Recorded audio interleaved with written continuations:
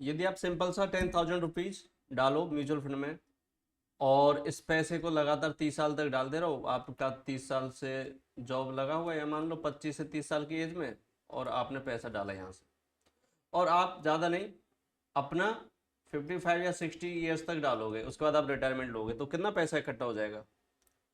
अब 30 साल में दोस्तों आपका जो पैसा है 36 लाख आप इन्वेस्ट करोगे, और म्यूचुअल फंड में डाला है आपने, इस आपको रिटर्न मिल रहा है यहाँ पे कितना परसेंट, यहाँ पे मैं कैलकुलेट कर रहा हूँ 30%। आपका पैसा हो जाता है लगभग 3 करोड़, 3 करोड़ के आसपास यहाँ पे हो जाता है। तो यार मैंने 30% यहाँ जो परसेंटेज दिया है, ये एनुअल परसेंटेज 36%, 30% कुछ ज़्यादा ही नहीं है, नहीं दोस्तों ज़्यादा नहीं है। यदि कुछ अच्छा सा हमें म्यूचुअल फंड मिल जाए तो ये जो रिटर्न है लगभग 50% तक भी जाता है। यहाँ पे कुछ एग्जांपल आप देख सकते हो। अब मैं म्यूचुअल फंड्स के बारे में आपको बताऊंगा कौन से म्यूचुअल फंड्स में हमें ऐसे इन्वेस्ट करना चाहिए।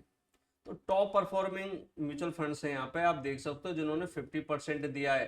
क्वांट स्मॉल कैप, चलो छोड़ दो, इसमें भी नहीं किया आपने, बैंक ऑफ इंडिया में किया, यहाँ पे भी 40% है, इसमें भी नहीं किया, तो आप लगभग कम से कम 10-15 को स्किप करोगे, तब भी आपको बहुत सारे टाटा में डाल दिया, क्वांट में डाल दिया, केनरा बैंक वाले में डाल दिया, निपॉन वाले में डाल दिया, मतलब आपके पास बहुत सारे, ऐसा नहीं कि बाई लक वाला सिस्टम नहीं है यहाँ पे, यहाँ पे सिस्टेमेटिक प्रोसेस। चलो अब क्या सारे ही इतने परसेंटेज देते हैं हाई, 36-50% नहीं दोस्तों, ये डिपेंड करेगा आप कौन से म्यूचुअल फंड में इन्वेस्ट कर रहे हो।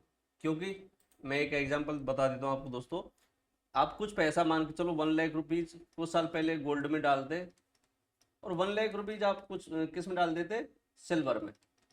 तो ऐसा नहीं दोस्तों कि दोनों का जो परसेंटेज बढ़ा है वो एक जैसा नहीं बढ़ा, हो सकता है एक का कम बढ़ता हो, एक ज़्यादा बढ़ा हो, तो ये डिपेंड करता है। अब ऐसे म्यूचुअल फंड में different different type of mutual funds होते हैं, ठीक है। जैसे कि लार्ज कैप म्यूचुअल फंड्स कौन से होते हैं, मतलब आपका जो पैसा है, जो आप पैसा इन्वेस्ट करोगे वो बड़ी जो कंपनीज है उनमें इन्वेस्ट करेगा। करेगा कौन इन्वेस्ट, ये करते हैं एएमसी, इनको कंपनीज होती है असेट मैनेजमेंट कंपनीज, ये करेंगे। आप यदि लार्ज कैप में देखोगे तो बहुत बड़ी बड़ी कंपनीज होती हैं, जैसे कि एसबीआई हो गया आपका, टाटा मोटर्स हो गया आपका, है ना, बड़ी बड़ी बैंक, एचडीएफसी बैंक होगी इस टाइप की, जो कि बहुत बड़ी बैंक है, बहुत बड़े कंपनीज है, जो कि वेल सेटल्ड है 20 साल से, 50 साल से, 30 साल से।